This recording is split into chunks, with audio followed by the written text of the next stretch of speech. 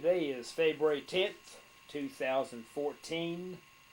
My name is Joe Todd. This is an interview with Robert Lewis Smith in Dewey, Oklahoma for the Eisenhower Library. Sir, where were you born? Bartlesville, Oklahoma. And Second in Osage, if you want that. Second in Osage. When's your birthday? May 7th, 32. 1932. Who was your father? Homer Smith, Homer F. Smith. And your mother? Clara Isabel Moore. Moore. When did you start the school in Bartlesville? In second grade, What school? Garfield. Garfield. First year of going to school, I went to school in Gainesville, Texas. Now, why did the family move to Gainesville? My dad was working in the oil fields, and he and my mother was still married, and that's where we lived. Who was your favorite teacher at Garfield? Her name was Mrs. Smith, my fourth grade teacher. Why was she your favorite? Well, her name, naturally. And of course, you went to Central, didn't you, in College High? Went to Central and College High. You graduated what year? I got my GED in 1957. That's not right. Hang on, let me think about that one. I should have graduated in 47. And I got my GED when I came home from the Navy, while I was in the Navy. If I get this all right, Okay. can you erase what you... Oh, yeah. Okay. I got my GED in 1954 while I was in the Navy. Okay. So your birthday is May 7th, 1932? Yeah. Okay. And you're supposed to graduate from high school in 40, class of 49. 49. Okay. Okay. What type of work did your father do? He was an oil field worker. And you said you lived at Second and Osage? That was where my grandparents lived. Okay. What were their names? David Frank Moore and Eldora. What did you do for recreation when you were in school?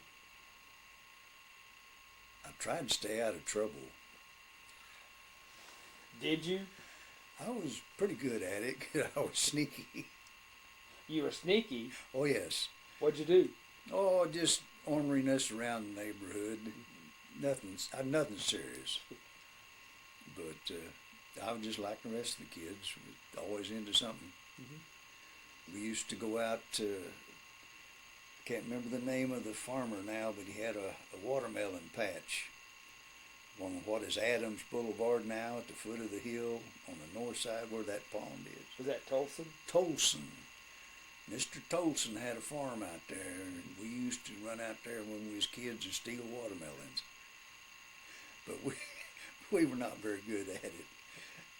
We always got caught. He'd stand up there by the high spot on the field and shoot off his shotgun just to scare us. Did you know him, Mr. Tolson? I went to school with some of his kids, but I didn't really know him. Yeah, okay. Were you in sports in school? No, not really. Okay. They wanted me to get into track, and I just didn't have time. What stores did you shop in Bartlesville? Mac and Mac Grocery. M&M Grocery used to be over on Delaware and what's 3rd Street now, or Frank Phillips now, across from the courthouse. Remember the old viaduct? Oh yeah. What was the viaduct? The viaduct was a foot walk across the railroad line, the train tracks. Now, was it a footpath or did cars go over it? Yeah, for a while there was cars, but they quit letting cars go. Okay. When I was real young, there were cars that would go across it, and I think the cars got too heavy and they didn't rebuild it. How often would you go to the movies? Not very often. Cost 15 cents. We didn't have 15 cents to throw away. Now, did you live with your grandparents? Yes. Okay. Yeah, my grandparents raised me. If it hadn't been for them, I wouldn't have had a place to live. Did the family move from Gainesville back to Bartlesville? No, they got divorced when she came back to Bartlesville in '34, and never did see my dad again until I was grown. Okay. He lived in the Oklahoma City area a lot, Did you climb Circle Mountain? several times. What'd you do up there? Looked at the rocks around the water tower. We always was looking for fancy rocks. There was a lot of rocks up there, and not Circle Mountain. That was the water tower hill we climbed. That was a mound. That was the mound, and yes, Circle Mountain. I've been up it from any direction you can go. Now, what'd you do up there? Look for things, rocks, plants, flowers. Didn't make any difference. We just looked. We'd heard some tales. I can remember one year we went up there with a whole bunch of the guys I run with. We went up there looking for caves. Somebody told us there were some caves on the east side of Circle Mountain, up behind the old schoolhouse. We never did find them. I found one. Did you really? It's on the west side. Well, that would explain why we didn't find one. It was a secret cave. There was you can't see it from looking on the ground or up above, and there's a ledge about 18 inches wide that you have to get on that ledge and go in this cave, and it's about 20 feet around. Really? Yeah.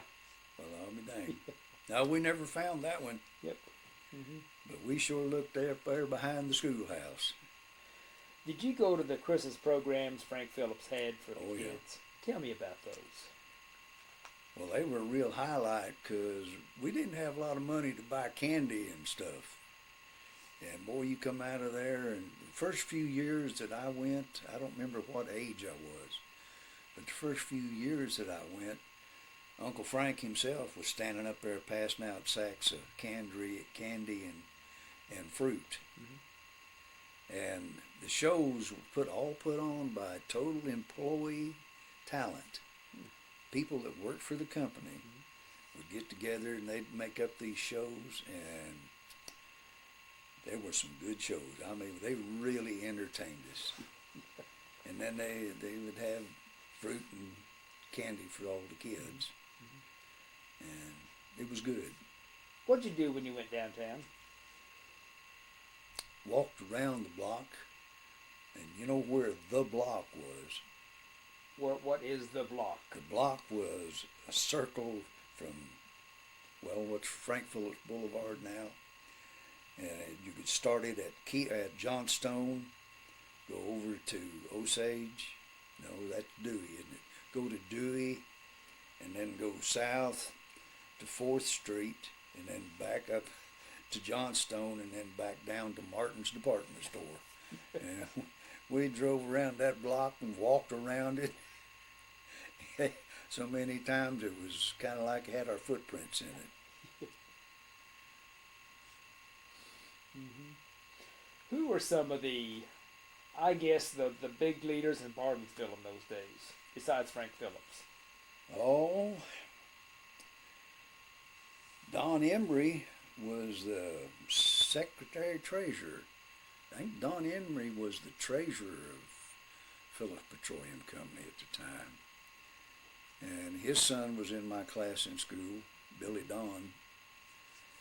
And C.P. Dimmitt was the head of the comptroller's department.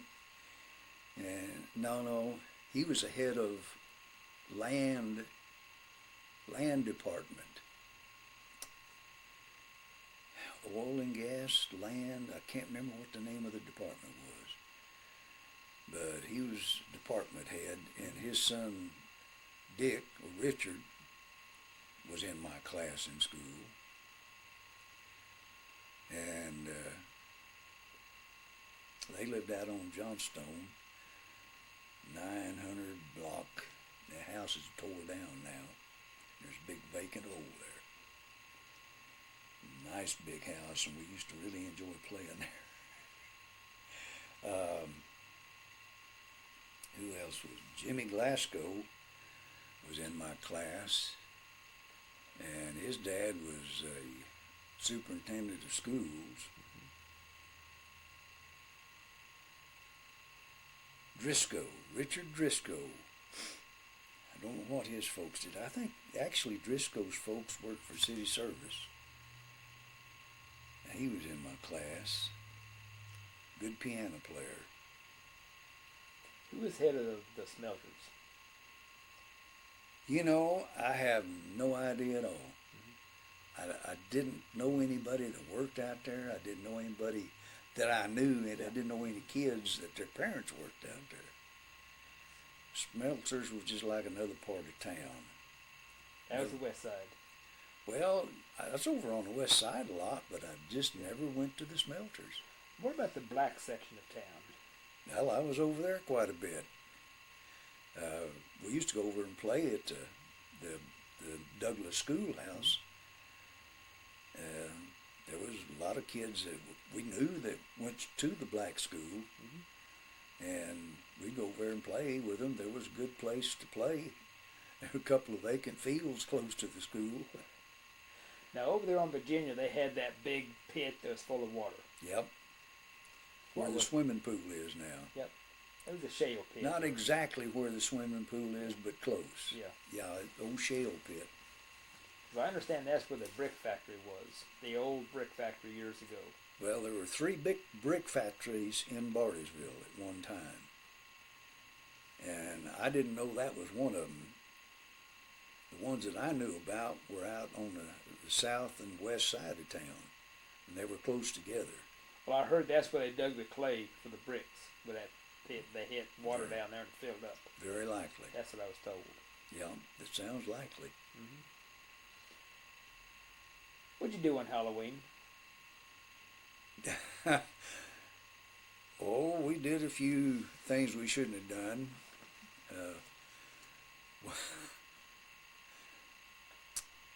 Probably nothing I'd really want to tell you about. We did go trick-or-treating. Yeah. And mostly we just tricked. We treated. We didn't trick people. But they never gave us cause to. That we once in a while on Halloween, 4 or 5 of us guys would get together and we'd just sneak around through the neighborhoods. And we never tore anything up. Grandma would have killed me if she'd ever found out I'd done that. And she would have found out. I think everybody in town knew me. That's not always good either. What about the ice plant? The ice plant. Oh, down where the ice cream store was? Glencliff. Glencliff. Oh, we made a few trips down there. I can remember in my mind that's as good ice cream as I ever ate. Well, I understand it was all made right there. And it was made right there in that building. Sure was. And they had different flavors from time to time, but their vanilla was just hard to beat. It was good.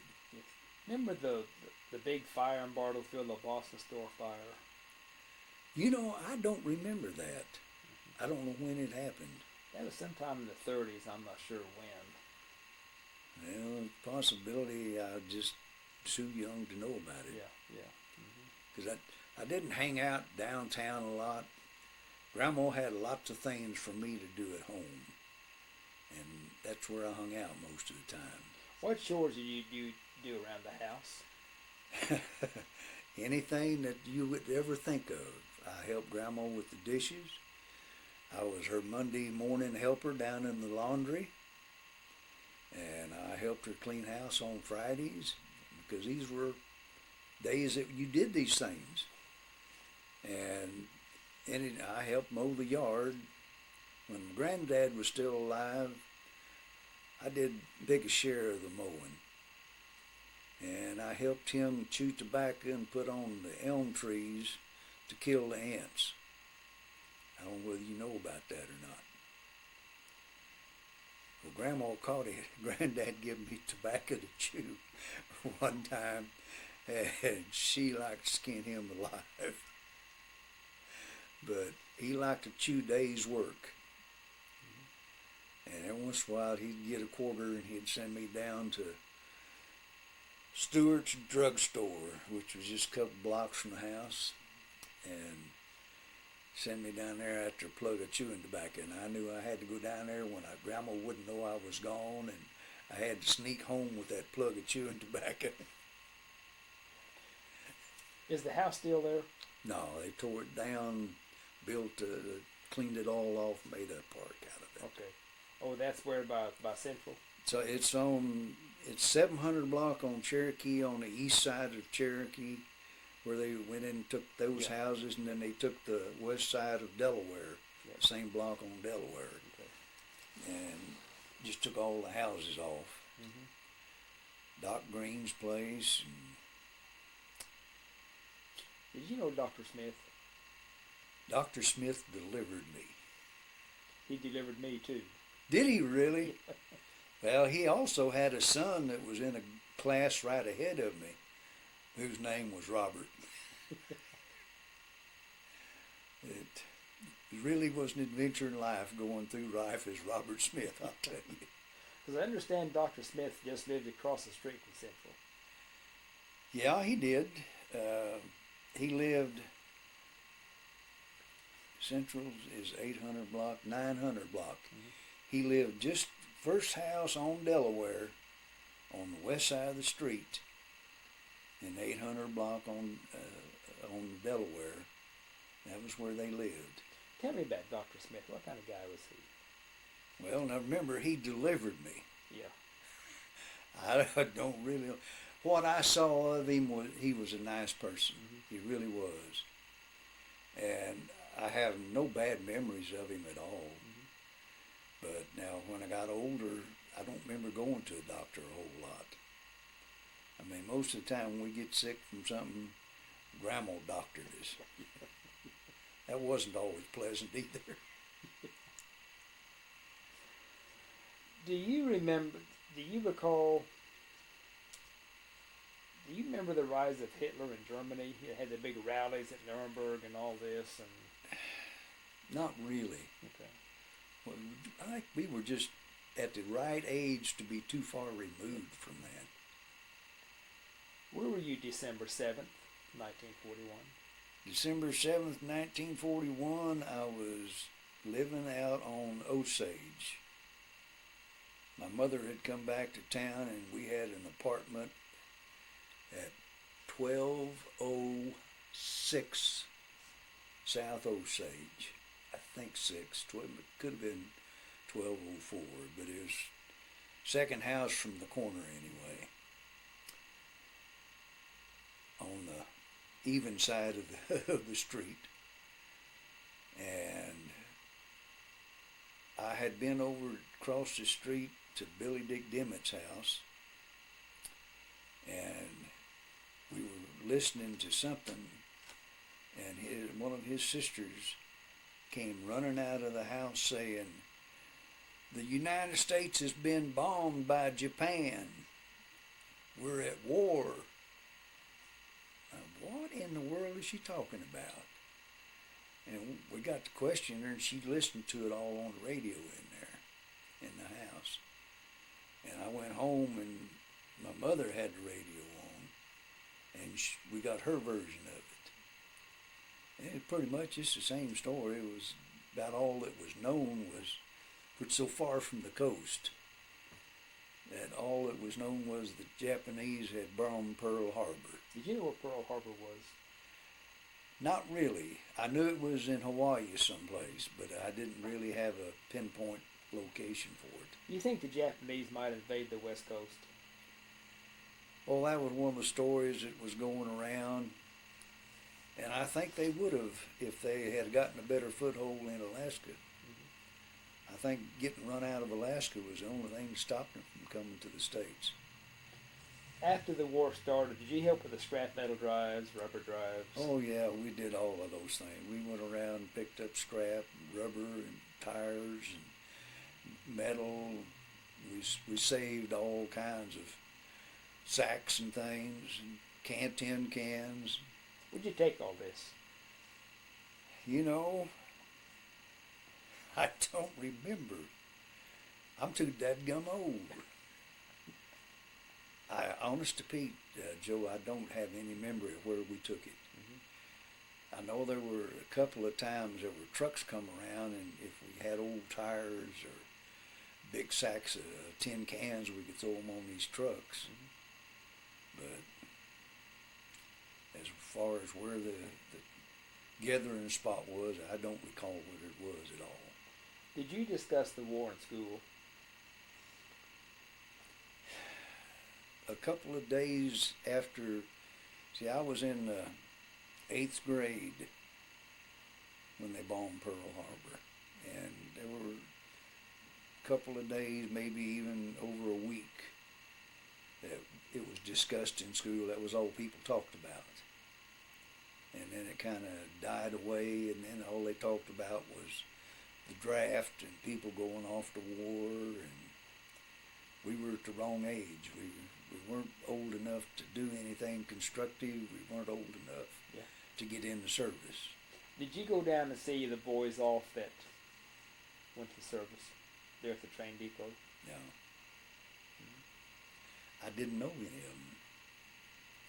Now, my oldest sister, I think, may have gone down there one time. I vaguely remember her talking about it, but she was 3 years older than me. Okay. Tell me about 2nd Street. Oh, there was some real nice businesses down on 2nd Street. Backside of the hospital was on 2nd Street. The place right next door east of my grandparents' place was they had the Masonic, Masons had the upstairs, and I don't know what was in the bottom floor. I think it was the Masonics Lodge, actually. Well, the Masonic Lodge was on the top floor. That's the CO City Service Building. It was on 8th or 10th floor, or something like that. Yeah, and then the rest of that I think was City Service. Yeah. Yeah. But this was down on 2nd Street. It was the early day Masonic building. Okay. And the building that my grandparents owned and lived up over the building, it was a battery shop. And an old-time battery shop for cars, where I don't remember where you ever saw a 3-celled battery, but a 3-cell would be a 6-volt. 3-cell battery, the early day ones were built and they were banded together with a strap, and one of the cells went out. You just went in there and they unbolted it, lifted it out, put in a new one, bolted it back down, and you was off and running. Now, did your grandfather run that battery shop? No. Yeah. No, he had it rented out to somebody. Okay. What kind of work did your grandfather do? Granddad was an oil field worker. Oil field worker. Yeah. Okay. Who did you work for? Just about anybody wanted an oil well drilled. He just all over the country. He drilled a lot of wells down around Cleveland and Hominy, down that area. He and my dad both was down in Texas for a while. He and my dad worked together. My birth dad worked together in oil fields, and they just kind of wandered the country. I think my granddad worked, if I remember rightly, my granddad worked on the Nellie number 1, but he was doing some work on it, replacing something that had wore out or something. But he worked a lot up in Kansas. He wasn't around the house a lot when he was young working oil fields. Okay. He was out someplace where they made the money. Where were you when the war ended? When the war ended, That was August 45. I was in Bartlesville. Was there a big celebration here? If there was, I missed it. Okay. And I may have missed it because I was in Alaska. Sometime in 45 or 46, I moved to Alaska. Why'd you move up there? Well, my mother married a man that lived up there, and she come through town and said, "I'm headed for Alaska. You want to go with me?" And I said, "Sure." I'd never seen Alaska. How'd you get through to Alaska? On a train to Prince Rupert, British Columbia, and at Prince Rupert we took a boat over to Ketchikan. The easy way. Now, the war was still going on, wasn't it? No. War was over. When we got up to Alaska, the war was over. So that was, I think, 46. Okay. What'd you do in Alaska? Well, I got rheumatic fever. And when I was well enough, I went to school. And when I wasn't, I worked in my dad's boat shop. My stepdad was a boat builder. And even though he knew I would never become a boat builder, he always found work for me to do. What'd you do in the boat shop? Oh, he'd have me planing down lumber to the right thickness, and I caulked a lot of boats. You know how to caulk a boat? No. I learned how to caulk a boat when I was 15. How do you caulk a boat? Well, first thing you got to know what kind of caulking to have. The sides has hemp caulking. The planks are laid in there, and there's you I don't know whether you plane down a little edge, and the planks are not right smack against one another, but at the bottom side of the plank, they're right up against one another, just not tight. And then as they come to the top, they've got a little more of a bevel, and you put this caulking down in there, and you got a hammer that looks, or a big old hammer that's a heavy hammer, and you've got an iron that looks like a caulking iron, like well, it's a caulking iron, but it looks like what they use to lay carpet with.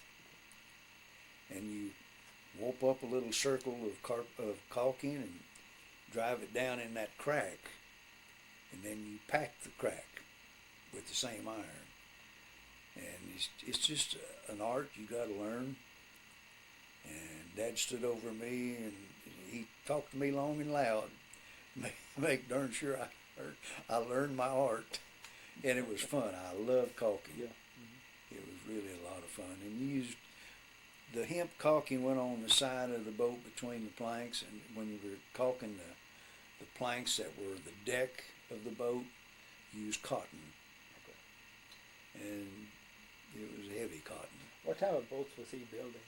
He built everything from we built some little 18-foot runabouts, and just for people to go fishing in and go out for a weekend spin around the lake, around the ocean. Ketchikan was on an island, so you could go clear around the island, and there was a lot of territory you could cover. And there was a good channel that ran along the west side of the island. You could run all the way up to Juneau in that channel. And we just built all kinds of boats. Dad built a lot of 48-foot purse seiners. Purse seiner is kind of a combination fishing boat. They fish with poles for salmon and red eye or red snapper and rock cod, and they will also fish for the king salmon, or they'll go out and seine for herring. There's a lot of herring used to be up there, and they'd go out and seine for herring.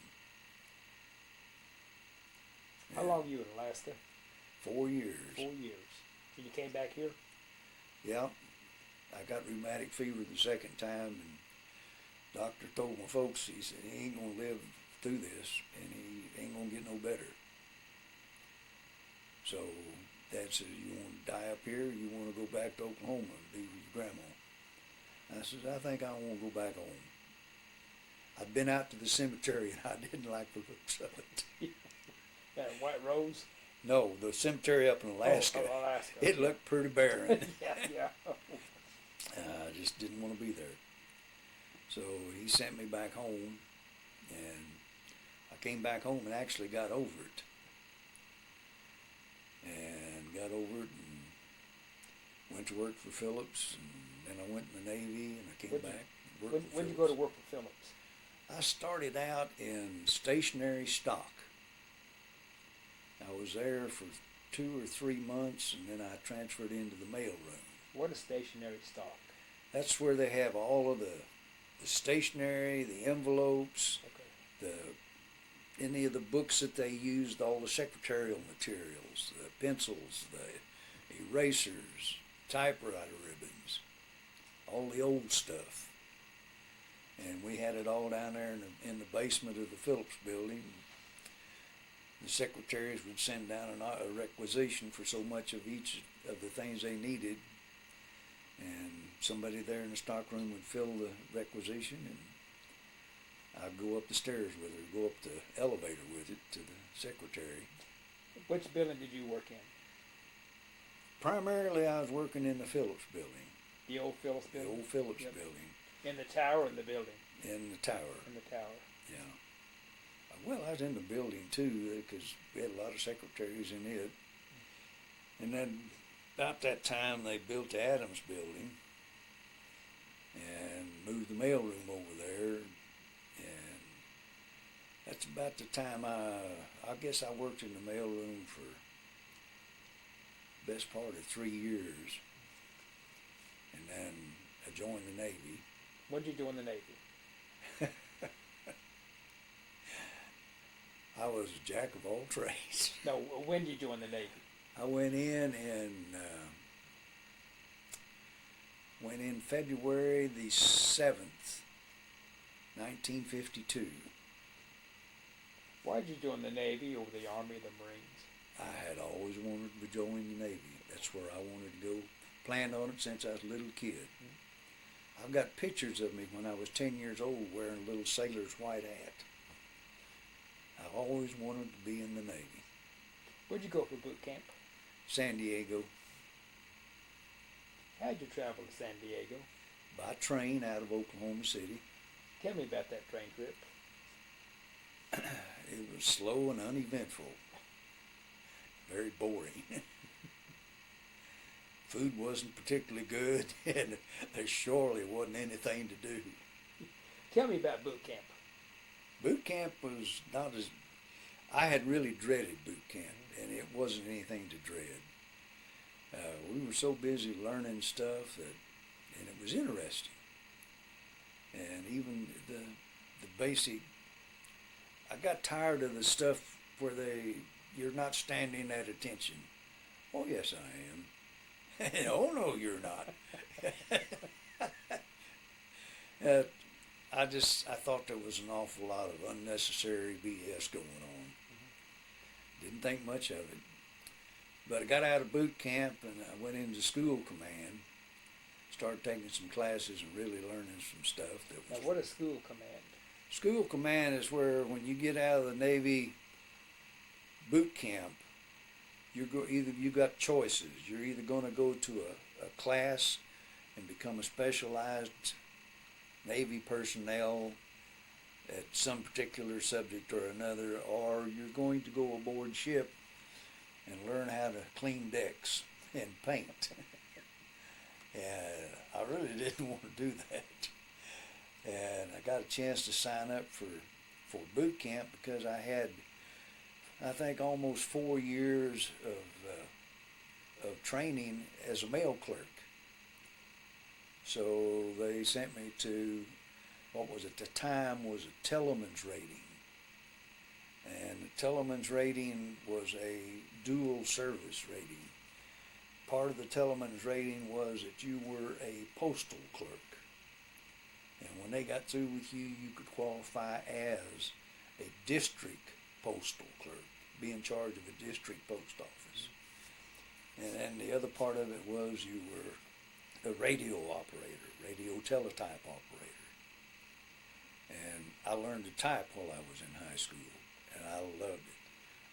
And I still love sitting at a typewriter. My computer sits in there, and boy, I just enjoy the fool out of it. I can burn the keys up on that thing. Now, Korea was still going on, wasn't it, at this Yes. time? But I got out of the school command, and they sent me to MOCB number 10, number 9, What is that? Mobile Construction Battalion, number 9. And they were located in the Philippines, up at Subic Bay, How did you get to the Philippines? on a slow boat. Where'd you leave the States from? Huh? Where'd you leave the States? What port? I left from Treasure Island. Treasure Island. When you were on the ship heading out, what were you thinking? I don't know. I loved the oceans. By that time, I'd had 4 years in Alaska, being on the water all the time, and I loved it. I was at home, and they really didn't know what to do with me aboard ship. So they kind of just let me do whatever I felt in the mood to do. How'd you pass the time on the trip? By working. I got a job down in the in the chow hall, sitting at the door pushing a little clicker, counting everybody come through the door to go eat. And this wasn't bad, because otherwise I'd have been cleaning house, you know. And I did that for quite a while. And the good part of it was, because I was part of the chow hall group, I got all my laundry done for nothing. I mean, they washed all my clothes. I always had clean clothes, and I didn't have to wash one of them. And I just thought it was a good deal. I took it. Do you recall the ship you were on? I was on, the only one I can really remember, I was on several troop. I made like 6 trips out of San Diego to the Philippines, or to Guam, back to San Francisco. I made 6 of those trips, and the Barrett is the only ship I can remember that I was on, and it had been a cruise vessel, and they had sold it to the Navy, and the Navy had converted it to a troop transport. And the other ones that I was on, I have no clue what their name was. Or were they Liberty ships or what? Or They were just USS ships. just troop transport? Troop transports. They were all just troop transports. They'd been converted just to haul troops. And I don't know why the Barrett stuck with me, except it was probably the worst riding one of them. That thing was round-bottomed. Oh, man. Mm-mm. Seasick people. We had seasick people running out our ears. And I'd been on ships enough to know that if you feel a little queasy, eat some salted peanuts. Takes care of it. And so I always carried me a couple of cans of salted peanuts. What were you told to do in case the ship was sinking? Put on your life jacket and go to your station. That was about the size of the instructions. It was the same for, if they sounded the fire alarm, grab your life jacket, go to your station. What was your station? Which time? Every time you went aboard ship, it was a different place. Okay. I swear to Pete, I don't know. Were you assigned to a lifeboat? Yeah. Oh, Okay. yeah. Okay. Yeah, we were all assigned to lifeboats. What did you do at Subic Bay? That's where my life became heaven on earth, because they didn't know what to do with me, because this was a CB unit, and they didn't know what to do with the designated postal clerk. And then they found out that they could have a unit They had 5 different CB units there, and we were all part of the 30th Naval Construction Battalion. And the 30th Naval Construction Battalion had a regional post office. And they had never had a postmaster. Until you came along. And I came along, I'm a designated seaman. You can't get much lower than that. And they pulled me off of a job working up as a secretary because I could type. And they pulled me off of that job and sent me down to become the postmaster. And they had like 3 guys from every battalion. We had 5 battalions there. 3 guys from every battalion working in the post office. They had a first class bosun's mate who was the postmaster. He didn't have a clue.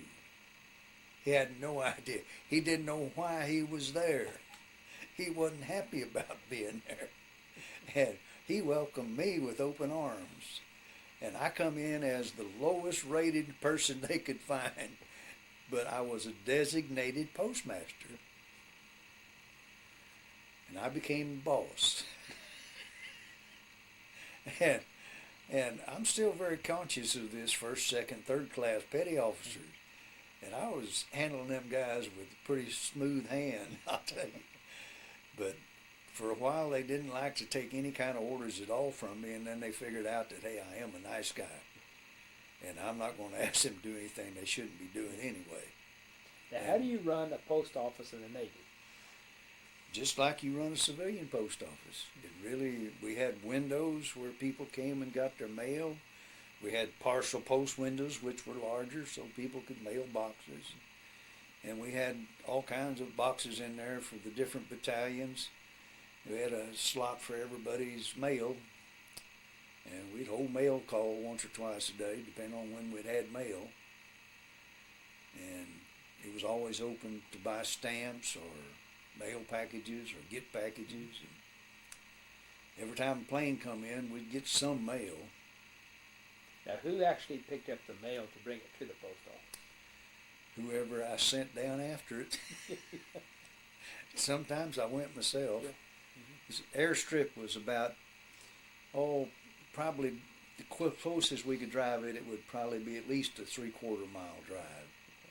And I'd just go and jump in somebody's Jeep and run down there when I'd hear a plane coming in. I checked all the planes, or had somebody else go down if I was busy. We'd check the plane, see if there's any mail on board. And if it was, we'd come back up and sort it. And guys come by and see if they had any mail come in. And you had all kinds of people. You had people that come by every day, twice a day. Did you get a letter from me from my wife? Hey, there's 900 men in this unit. Do you think I know your name? And they knew damn good well I knew their name, but I had to give them a bad time. Yeah. But some of those boys, they really did, and they had wives that wrote them every day.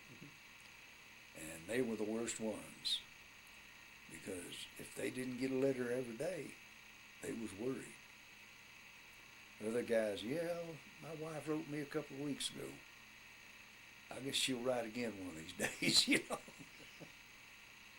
Have any contact with the local people around Subic Bay? Yeah. What was their attitude toward the Americans there? Oh, they loved us. We brought money. Yeah, we used to, there was a little town named Olongapu that was right next to the Subic Bay Naval Station, which was across the bay from us. And we'd take Liberty bus into Olongapu, go in there, and I like to go in and eat Ponset. What's that? Ponset is a bamboo shoot, young bamboo shoots that are tender, and they pick them and they cook them in grease. We often wondered where the grease came from. One of my friends told me, don't ask. You'll enjoy it more if you just don't ask. And they would have some green stuff that they had sliced up besides the bamboo shoots. And you could get a plate, a regular size plate that was probably 5 to 6 inches deep in this Ponset. It had little chunks of meat in it. You didn't want to ask what the meat was either. And it tasted good. It was good eating. And a dime's worth of that and a pitcher of beer for $1.50. You had supper. How long you at Subic Bay? I pulled 3 tours of duty at Subic. Time-wise, something close to 3 years. Now, what did the Seabees do over there? Well, we were there building an airstrip and all the facilities for the air people. Hangars and overhaul shops and just a regular air base. Now, did you do anything besides the post office? Yeah. I ran all the heavy equipment they had. You did? Yeah. Yeah. I went up one time and asked one of the chief petty officers, I says, you guys got enough pushcat operators? He looked at me and says, what the hell do you know about a pushcat? I says, I'm a good pushcat operator. He says, you're the postmaster. I says, I'm a good pushcat operator. He says, go out there and get on that pushcat and show me you're a good pushcat operator. And so I got on this cat, got over and got in line, and one of the big old self-dirt haulers that filled itself up come up there, and I got in behind him, and I pushed him through and loaded him, backed out, made room for the next one to come through. And over and I said, did I do that okay, Chief? He says, you've operated a pushcat, haven't you? I said, yeah. Now, what's a pushcat? A pushcat is where you're loading something that doesn't have quite enough power to force the dirt up into its trailer and pack it. You get back there and you push. Okay. We had a lot of D8s, and the D8s were pretty well used, and they weren't real strong. They need the pushcat. If you're going to load a real load on, they need the pushcat. And it was just part of the way we worked. We could move twice as much a day of ground in a day's time with a pushcat as we could without it. I enjoyed it. It was a blast. And you're building the airfield there at We built Subic Bay? an over a 2-mile long airstrip at Subic Bay. And we had to take down a mountain. We had a pretty good sized mountain on the end of this airstrip. It couldn't stay there. It had to come down. So we had a crew that worked up on top of it. And they had cats and loaders up there, and they kept digging away at it. And they'd send the dirt down the side of the thing, and we'd get down there under it with loaders and old turnipools. You know what a turnipool is?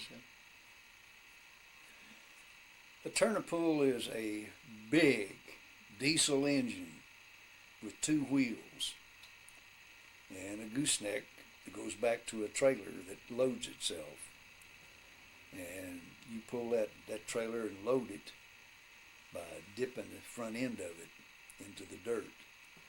And you've got a rod there. You can either pull it up or you can drop it down. And it loads the dirt into the back there, and you get where you can't load enough, somebody will come in and push you with pushcat. And take that load of dirt and string it out along the 2-mile strip someplace, wherever they're taking it that day. You'd be surprised how quick we cut that mountain down. How long did it take to build the airstrip? Well, I'd really be hard placed to tell you. I was there for a year and a half, and then I was gone for a year, and then I was back for 2 years. And during that time, the second time I came back, they had to strip where part of it was usable, and they were landing small planes on it. And during the time I was there for the other time, the second time I was there as a CB, we finished the strip. And they were still there building, and I got in on a little bit of the building of the barracks and the buildings that they needed to operate the airstrip out of.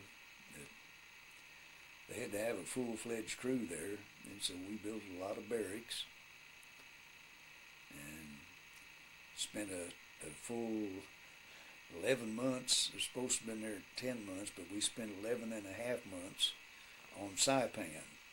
What'd you do there? We were building a medical facility. They wanted to, we were back in the States outfitting, and they fell us out one time, had everybody out on the parade ground, and the old man got up there and he says, we're going to establish a 200-man unit to go to Saipan. It's all voluntary. You want to go? Commander, nice guy, Lieutenant Commander, never thought I'd forget his name.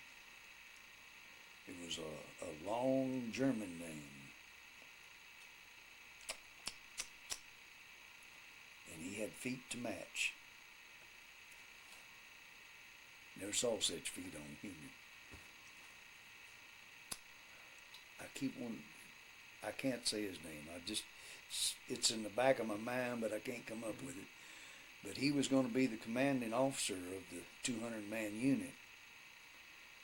And so after we broke from formation, I went and asked him, I said, you going to take any mail clerks with you over on Saipan? And he knew me.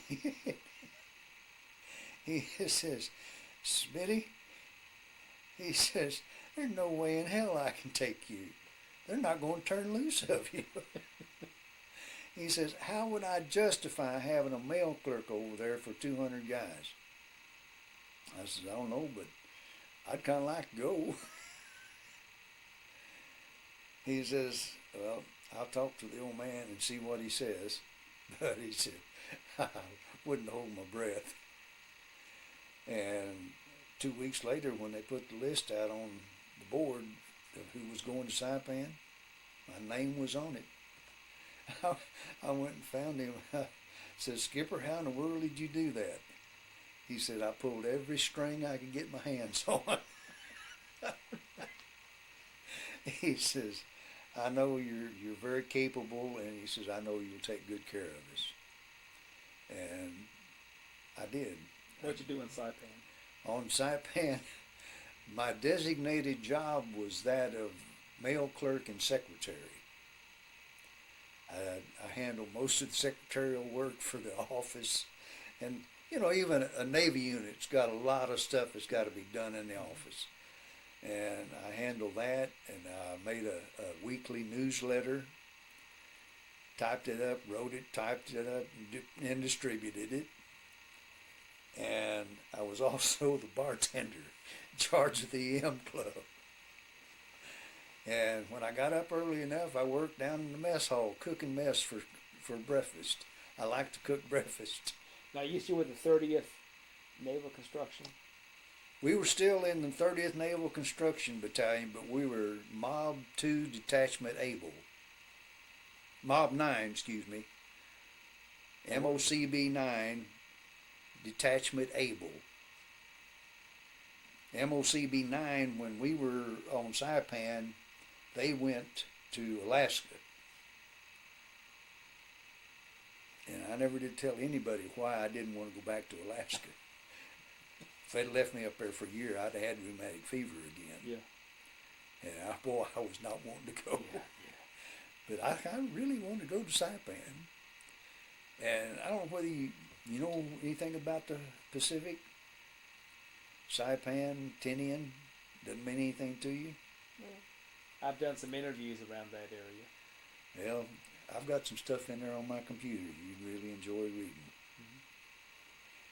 A friend of mine sent it and didn't even know I had ever been there. Tinian is a little island on the south side of Saipan.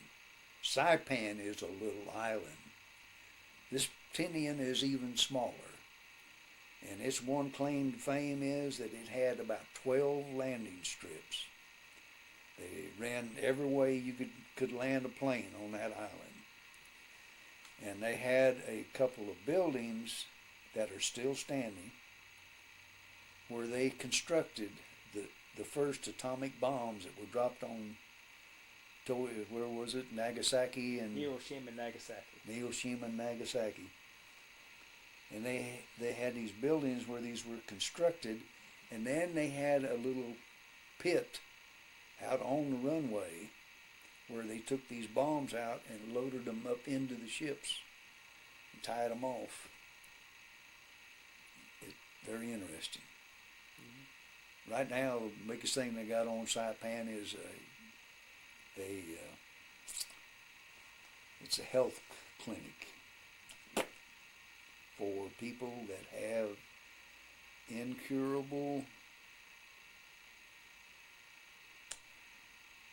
man, it's hell to get old. It really is bad.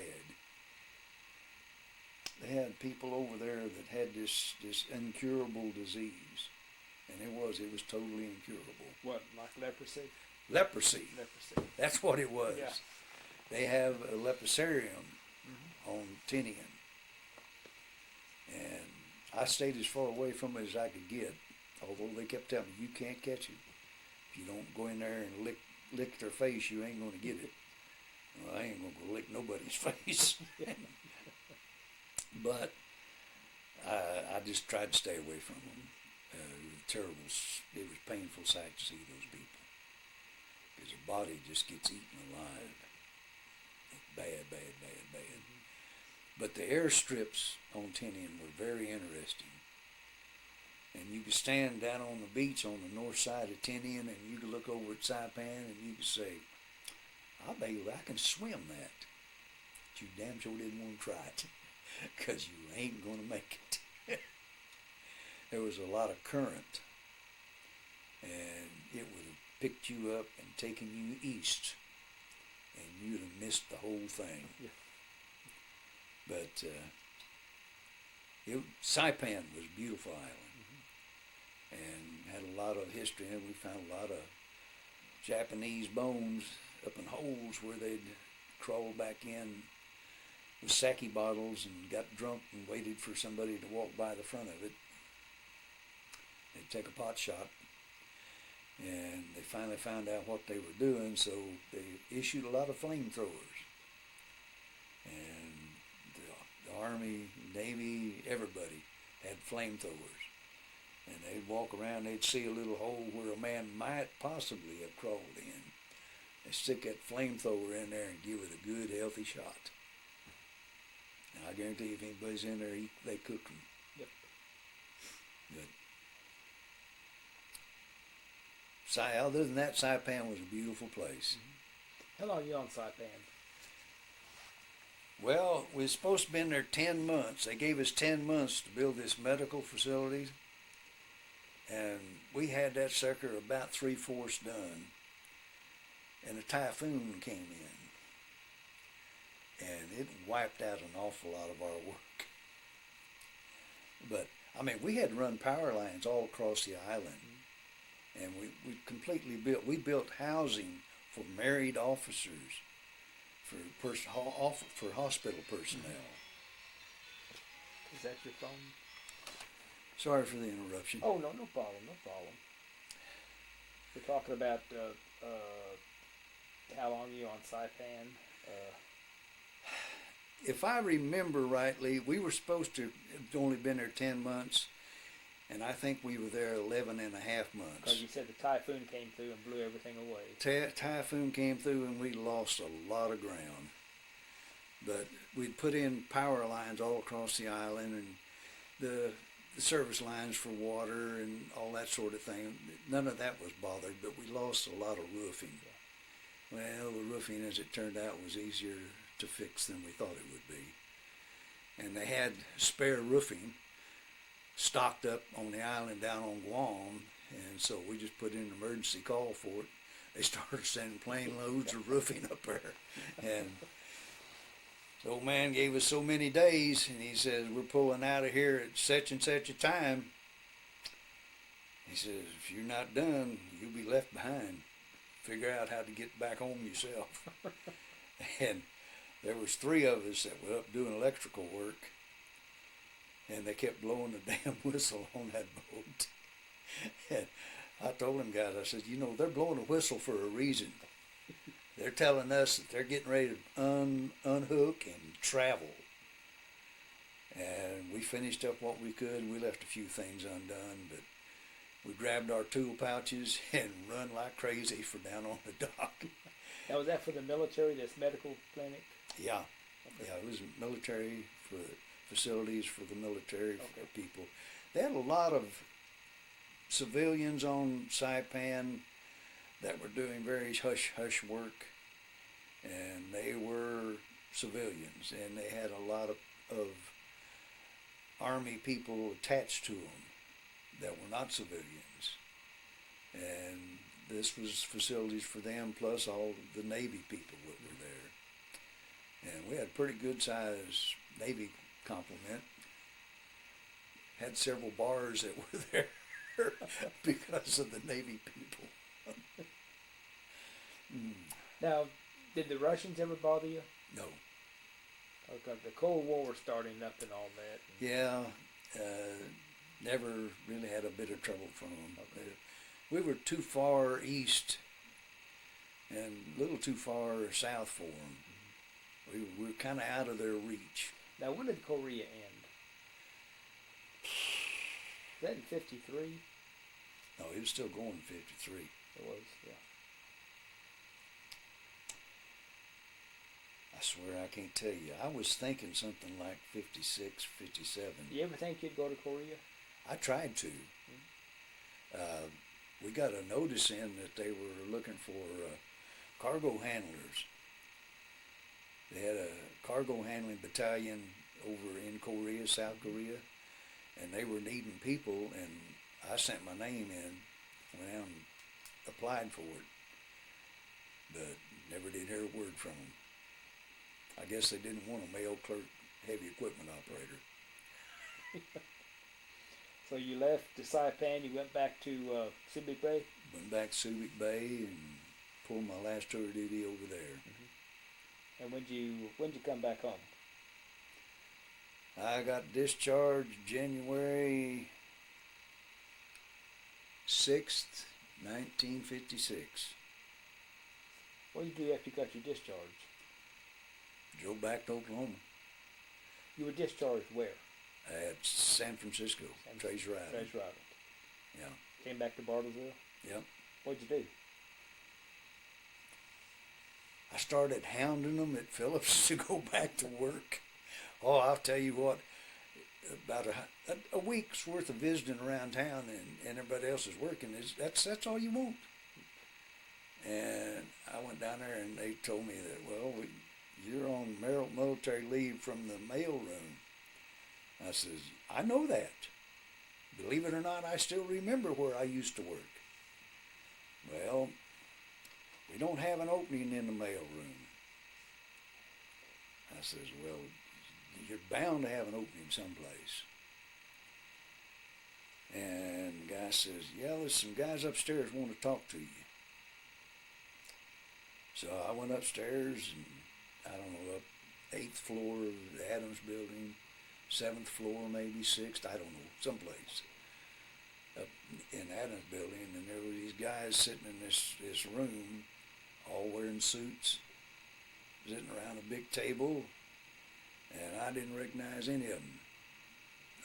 Why in the hell are they wanting to talk to me? And I went in there and sat down, and this one guy introduced himself. When I heard his name, I knew who he was, but I didn't know him. And they said, we've been getting several requests to give you a test to see if you're ready to go back to work. And I said, well, I don't know what test is going to show you, but I am ready to go back to work. And they said, well, we want you to go down to the second floor and take a test. It'd probably take you about 45 minutes. And when you get done, come back up here. Okay. So I went down to the second floor and I went in and told this guy, I said, I'm supposed to take a test. Your name's Smith? Yeah. I said, you want to know if you got the right Smith? Yeah, well, you're the right Smith. You just got out of the Navy? I said, yeah. They gave me this test, and the guy come and got the test, and he says, you go back upstairs, and he says, I will call them and give them the results. And I walked in that room up there, and they're all sitting there looking at me like I'm some kind of a freak. And this guy that had been, like he was in charge of this meeting, says, have you ever taken that test before? I says, no. I said, I've never taken a test like that in my life. Nobody gave you any answers or anything? I said, I don't cheat, if that's what you're asking. No, I don't cheat, and I've never seen that damn test, and if you want me to go take it again, I will, but I says, what's the point?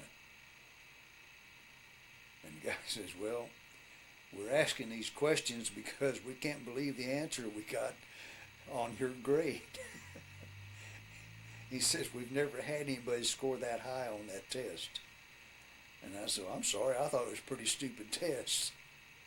I said, maybe I just know the right things that go to it. But I said, I really thought it was a stupid test, if you'll excuse me for saying so. Well, we got a man on the way over here who wants to come and talk to you about going to work for him.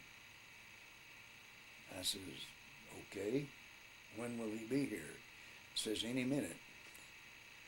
And this guy comes in, they introduced me to him. This is Dr. Jerry Krause. Yes. And Dr. Krause would like to talk to you, and he wants to take you back over to his lab and talk to you over there about some things. And I says, okay. I says, when can I go to work? I said, that's what I'm interested in. I want to go to work. I'm tired of being off work. The guy says, you're on the payroll. He says, I will see to that as soon as you leave the room. But he says, you need to go with Dr. Krause and go back over and, okay. So I went over and talked to Krause for about 2 hours. And he says, have you ever studied any chemistry? I said, nope.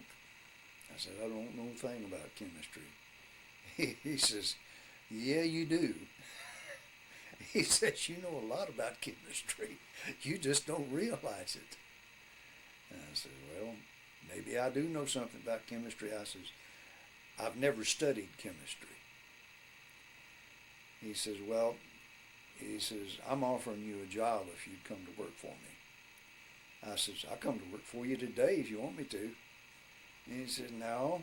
He says, not today, but maybe day after tomorrow. He said, we got to make some arrangements first. I says, I want to go to work. I said, I am really sick and tired of not being employed. I says, I just feel like I need to be working. He says, somebody will call you tomorrow and tell you when to show up. I said, okay. And I went home, got home and told my grandmother, I said, Grandma, you may kick me out of the house when you find out where I've been. She says, where have you been? And I told her, I said, well, I interviewed for a job over at the research lab. She said, with all those damn crazy people? I said, yeah. I said, they think I fit right in. And she never said another thing. She went in, picked up the phone, called my aunt, and she said, guess where Bob's going to work? The whole family got a kick out of it because we'd had some of those chemists live at the house, rent rooms. We thought they were all crazy. So what'd you do at the research center? Started out in rubber and carbon black compounds and worked in it for several years. And then I ended up on a little detour down to Grants, New Mexico, because they need a heavy equipment operator down there. The story of my life is I can do too damn many things, Joe. And I don't do something I'm not good at. I skip the things I can't do well. But I get jobs because of things that I can do well. And they needed a heavy equipment operator in Grants, New Mexico, and they needed him bad. And I got down there, and they really did need one bad. What were they doing? They were building a uranium plant to process uranium ore and make it into U-238. I don't know whether you know what 238 is. That's what we were making, yellow cake. And I got down there, and this foreman thought I was a welder.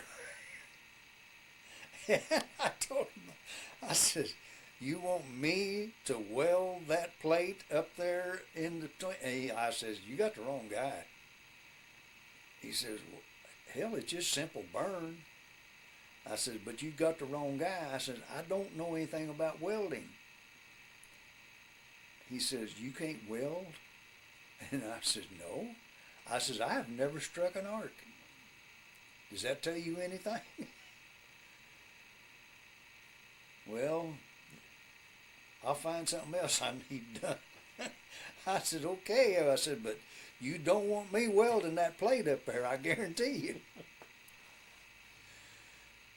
So we got over there, and that evening I got ready to leave work, go home. And E.T. says, you got a few minutes? I said, sure, what do you need? And he says, I'm going to teach you to weld. He said, I can't have somebody working for me that don't weld. He was a welder by trade. Been a welder his whole life, and he was a good welder. I says, E.T., are you sure you won't teach me to weld? I said, I'm one hell of a fine heavy equipment operator. He said, I want my heavy equipment operator to be able to weld. So he taught me to weld. Were you good? Oh, I'm passable. I didn't really want to weld. And things I don't want to do, I'm not going to be very good at. How long did you work with Phillips? 44 years altogether. You retired when? In 92. 92. Yeah. What'd you do since you retired? Well, when I first retired and discovered I didn't have a job, I went to work at the Honda shop as a motorcycle mechanic. And I did that for a year and a half, 2 years, somewhere like that. And I just wasn't what I wanted to do, and they had me working Saturdays. Wrong. And I kept telling them, I said, I'll work in here every day except Saturday and Sunday, but I ain't working Saturdays and Sundays. Well, we are open half a day Saturday, you got to be here. So I stayed it out for, like I say, a little less than 2 years. And then I was up to Bob, whatever Bob's name was, that had the lock service here in town. They're in Dewey. This is Dewey, isn't it? Yes. He had the lock service in Bartersville. Mm-hmm. Bob's lock service. Now, I went in there one day. He was a motorcycle rider, and I was standing there BSing with him. He says, you got a few minutes to sit around here? I said, yeah, what do you want me to do? He says, answer the phone. Tell him I'll be back in a little bit. He says, I got to go out on a service charge and fix a service call and fix a lock for a man. I said, okay. So I sat there, and guys come in, and they, can you cut me a key for this? And I said, if I can find the blank. And okay, and so we all looked for blanks, and we'd find the blank that was right, and I'd go cut the key, and the guy asked me how much, and I said, oh, he didn't tell me how much they were. I just give it to him. I says, come back in sometime and pay him for it. Now I told him when he come back, I said, I've cut 6 keys for people. I didn't know what to charge him, so I just gave them to him, told him to come back in and pay you. He said, that's all right. He says, I didn't lose a lot of money if they don't come back. He says, why don't you work for me? He says, it sure be a lot easier on me if I could go off and leave this place. I said, Bob, I don't really want a full-time job. And he said, well, you can take off whenever you want to or feel the need. And he said, God, I need somebody to help me a little. So first thing he did was teach me how to really cut blanks. And I got pretty good at cutting keys. I didn't have too many people trying to bring them back. And then one day he decided he was going to make a locksmith out of me. And I said, Bob, you ain't going to make a locksmith out of me. He said, all right, now here's the picks. Now this is how you use a pick to get into a lock. You get them like that, and then you can feel it when it opens. And he says, I'm going to leave you a box full of locks. And there's your picks. And he said, I want all these locks unlocked when I come back. Okay. So I sat there. Hell, after you get the knack of it, it's real simple. And I sat there and I opened these locks, and I'd lay it over here on the side open, and I'd open another one and lay it over on the side. And I found a couple that I didn't get open very quick. I had to really work at it. And I opened them, and I put them on a different pile. I told myself, when he comes back, I'm going to ask him why those were hard. And he come in, he looked, he says, did you open all those locks? And I said, yeah. He says, even these? And I said, yeah, but they were hard. I said, I really had to work at it. He says, those are high security locks. I can't believe you opened them. He says, damn, bud, you're good. I said, yeah, but I didn't want to do it. So how long did you work there? Oh, I worked there about a year and a half, years. Well, it was over a year, so probably close to a year and a half. You do any automotive mechanics around town? Most of it I've done here in my place. Yeah. I really don't like to work on anything except Cadillacs and Chevrolets. Did you know Harold Todd? Oh, yeah. That's my dad. Is it really? Yeah. Oh, yeah, I've known your dad for years. I grew up in that salvage. Is that right? Yeah. Well, I'll be dang.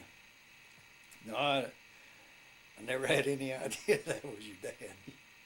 But yeah, I knew him, and I didn't know, I wasn't on a first name kissing basis, but we knew each other.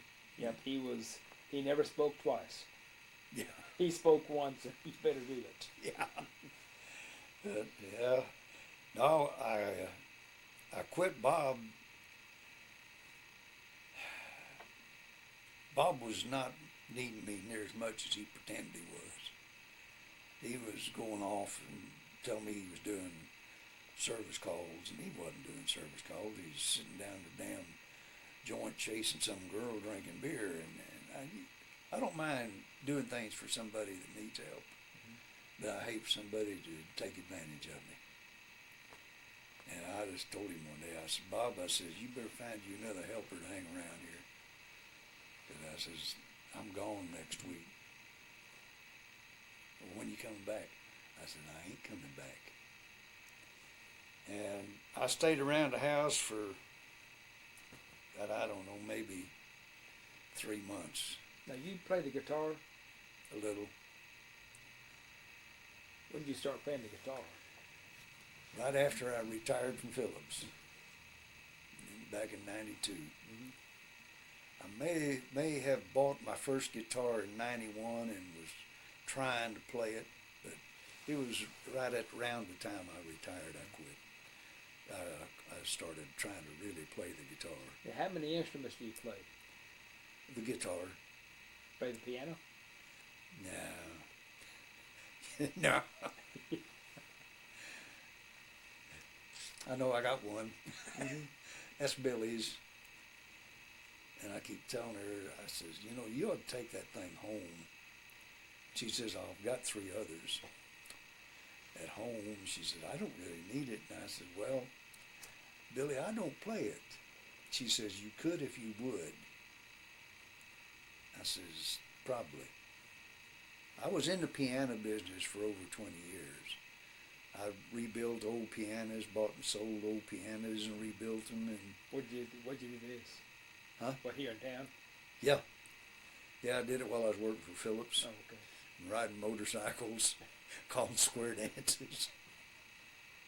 I called square dances for 55 years. So you've had a busy life then. I didn't like to sit around. I'm not good at sitting around. But I've learned to since I got old and beat up. I sit around more. Who were some of the bands around town in those days? God, Joe, I have no idea. I never went to dances. I went to dances when I started square dancing. I started square dancing the month that I got out of the Navy. I went out to my sister's house one night to watch television because Grandma turned her TV off at 7 o'clock and you didn't want to turn it back on. You'd get in serious trouble. So I'd go out to my sister's house and watch TV. And I pulled up in their driveway one night and they were coming out the door. And I says, is the house unlocked? The door says, nope. And I said, well, unlock it. I want to go watch TV. She says, no, get back in your car. We're going to go to Dewey. She said, we'll go with you. What? I said, I don't want to go to Dewey. I want to watch TV. Get back in the car. We're going to Dewey. So we drove up to the Dewey schoolhouse. Well, there's a whole bunch of cars around and people around. And she says, come on, you're going inside with us.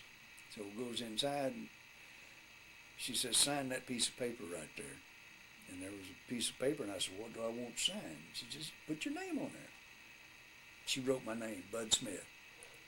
I says, okay. And then pretty soon this guy gets up and he says, all right, it's time to start the lesson. He says, everybody on the floor. If you ain't got a partner, find one. Well, what the hell are we doing? Doris says, come on, you're going to be my partner.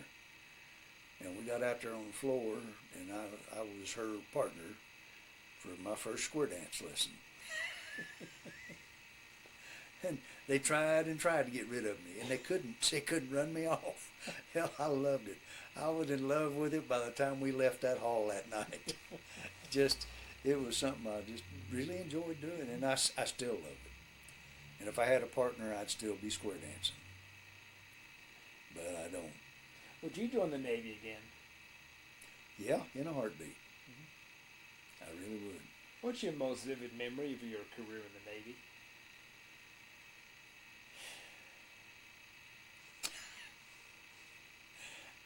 Probably the first memory that comes to mind, this is the very first one. I was taking a D8 Caterpillar to Manila to the overhaul shop. They had it on a trailer, and I'm driving this tractor trailer unit, pulling this D8 down there, and you ever hear the Hucks? The Hucks. Hucks, the guerrillas, national guerrillas of the Philippines. Not nice people to do business with. And we were under strict orders. I carried a sidearm all the time. They had to carry a sidearm anytime you was out with a unit. And they told me, said, if they stop you on the road, no matter what they tell you they want, you give it to them. They want your whole damn truck and everything, step away from it. Start walking to the closest town. And there was a barricade, and I stopped, and about 20 of them jumped up on my truck, on the cab of my tractor, and they're all loaded with guns, and they're all looking at me, and I'm thinking, oh shit, I bought the farm. And this one old boy opened the door, and he says, you can leave your gun in your holster if you're smart. We don't want your gun, but we are going to take your D8. He says, will it run at all? And I says, not very well. He says, we'll get it running. said, help yourself. They took my D8 off and got it running pretty decent and took off through the woods with it. Old boy stood there and he says, you can shut your door and leave now. I said, I will. I went on into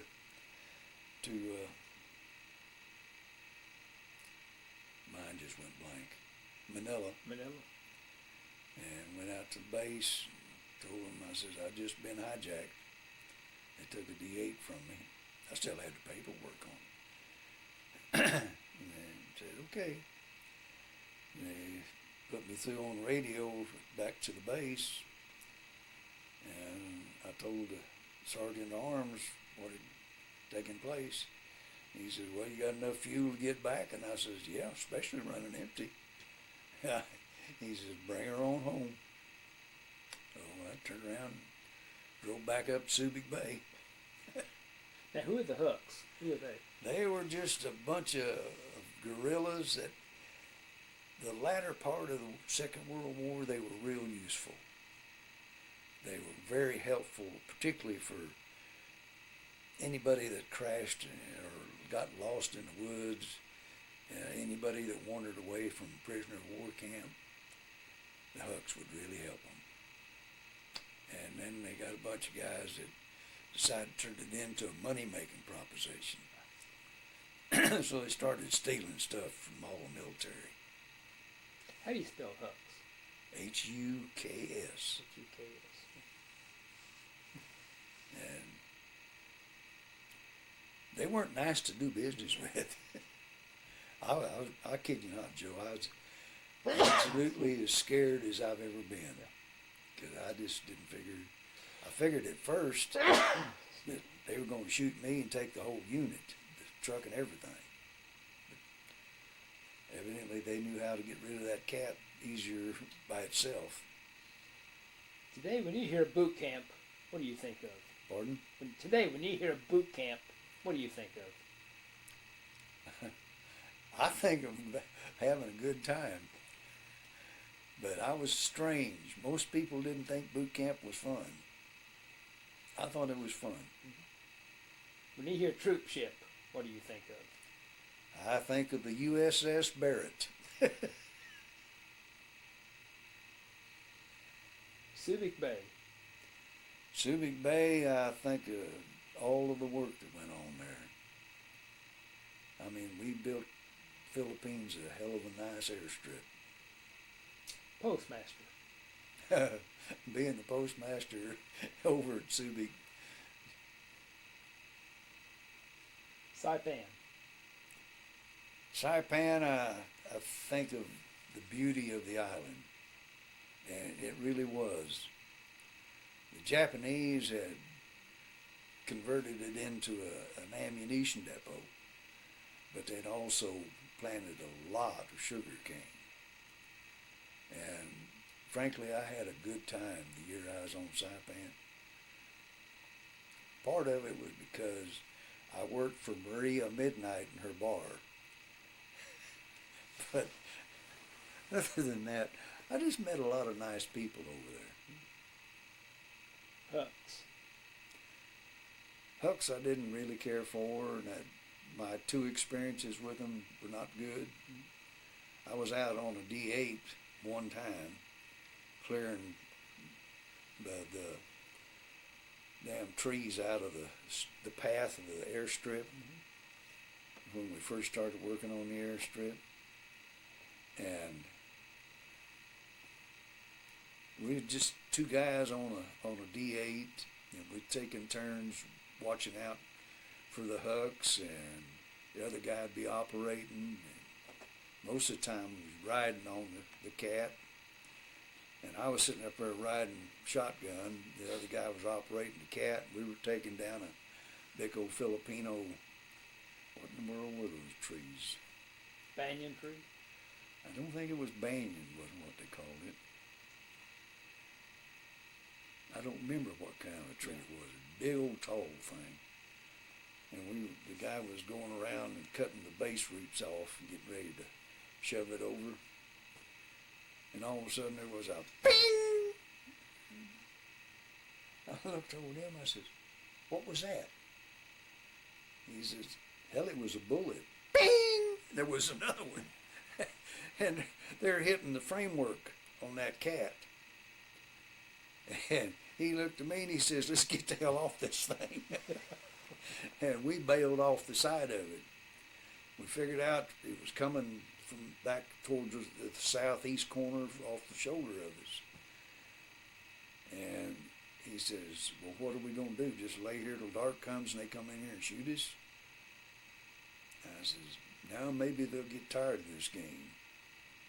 And we only had one gun between us. And I doubt seriously if we had more than 10 shots in it. It was just put up to tell the people to stay away. And I can't remember this guy's name, but he says, well, you think we ought to go ahead and empty our gun and then make a run for it? I says, I think we ought to make a run for it. I says, I'll tell you what, the cat's still running. I'll get up there and hide in behind the seat as best I can. You take off in the woods, go that way, and I'm going to cut down that direction. And when I get there, you jump up in the seat with me. He said, okay. So got up on there and put the blade up a little bit so we'd clear stuff. Put it in fourth gear, kicked the clutch in, and opened the throttle up. And he took off in the woods, and I went around the pile of stuff we had up down there, and he jumped up on the seat with me. I says, I haven't heard any more shots. He says, oh, I haven't either. He says, let's get out of here and get back towards the strip. But we went back to the strip and told them we'd got some shots at us. They looked up, finally found a couple of places where the bullets had hit the framework. And, yeah, you've been shot at. Close enough for me. Harry Truman. I liked Harry. Not a Democrat, never would be a Democrat, but I liked Harry Truman. I liked his way of thinking. Harry Truman, Dwight Eisenhower. I thought Dwight was a good president. I really thought Dwight was a good president. Probably wasn't perfect, but boy, the rest of them we've had ain't been perfect either. How do you want to be remembered? I just want to think I was a nice guy. Anything else you want to talk about?